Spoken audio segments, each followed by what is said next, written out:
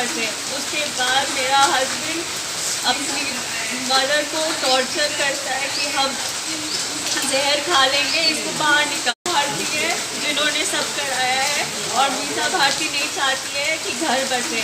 उसके बाद मेरा हस्बैंड अपनी मदर को टॉर्चर करता है कि हम जहर खा लेंगे, इसको बाहर निकाल। भारती है जिन्होंने सब कराया है और मीसा भारती नहीं चाहती है कि घर बसे। उसके बाद मेरा हस्बैंड अपनी मदर को टॉर्चर करता है कि हम जहर खा लेंगे, इसको बाहर निकाल। भारती है जिन्होंने सब कराया है और मीसा भारती नहीं चाहती है कि घर बसे। उसके बाद मेरा हस्बैंड अपनी मदर को टॉर्चर करता है कि हम जहर खा लेंगे, इसको बाहर निकाल।